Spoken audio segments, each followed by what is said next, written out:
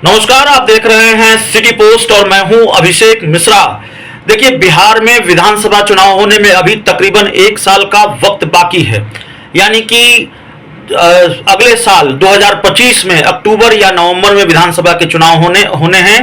2025 के आखिरी में अगर तय समय पर चुनाव होंगे तो।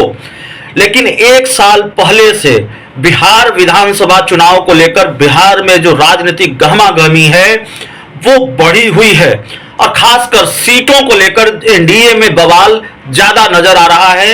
एनडीए की गर्माहट, एनडीए के अंदर खाने जो गर्माहट है वो लगातार बढ़ती हुई नजर आ रही है। बिहार में विधानसभा की सीटों को लेकर बिहार में एनडीए में जो छोटी पार्टियां हैं जैसे चिराग पासवान, उपेंद्र कुशवाहा, जीतन राम मांझी की पार्टी, वो इस बात से आशंकित है कि कहीं एक बड़ा हिस्सा जेडीयू बीजेपी अपने साथ ही न रख ले और इन पार्टियों को, चिराग पासवान को, उपेंद्र कुशवाहा को छोटा छोटा हिस्सा मिले। देखिए, कमोबेश होने वाला भी यही है। और आज जो जेडीयू कोटे के मंत्री हैं जमा खान, उन्होंने जो बयान दिया है वो न सिर्फ बीजेपी की टेंशन बढ़ाने वाला है बल्कि चिराग पासवान, उपेंद्र कुशवाहा, जीतन राम मांझी और पशुपति पारस की चिंता बढ़ाने वाला भी है।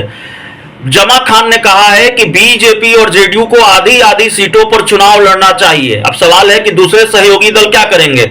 जो मंत्री हैं, नीतीश कुमार के करीबी मंत्री हैं जमा खान, और उनका जो बयान आया है, उन्होंने कहा है कि उनका मानना है कि जेडीयू और बीजेपी आधी आधी सीटों पर चुनाव लड़े। कैमूर के सर्किट हाउस में कैमूर सर्किट हाउस भभुआ पहुंचे थे जमा खान और वहां उन्होंने पत्रकारों से बातचीत के दौरान ये बयान दिया है। उन्होंने कहा कि हम लोग के गार्जियन नीतीश कुमार बिहार में जितने भी सीटों पर चुनाव लड़ने का फैसला लेंगे वो हम सभी का निर्णय होगा।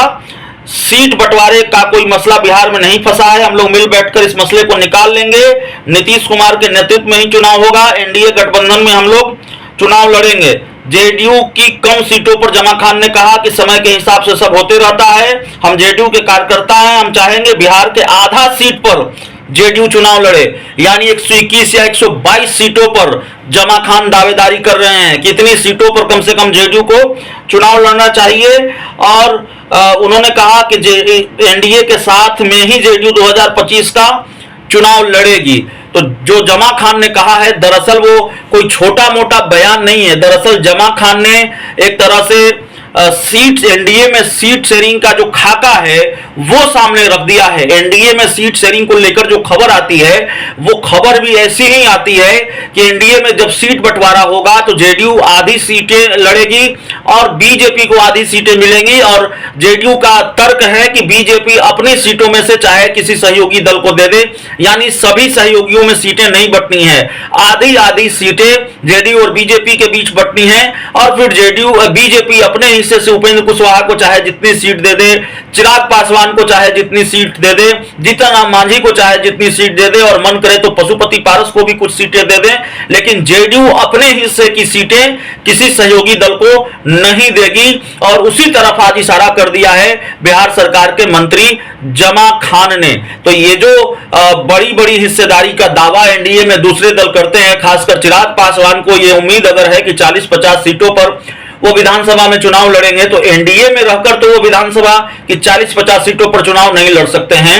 जेडीयू की जो रणनीति है वो यही है। नीतीश कुमार और बीजेपी के बीच बातचीत फिक्स है, ये चर्चा भी होती है और अब तो बयान भी आना शुरू हो गया। जमा खान ने भी इशारा कर दिया है और बड़ा इशारा किया है। बहुत बहुत धन्यवाद।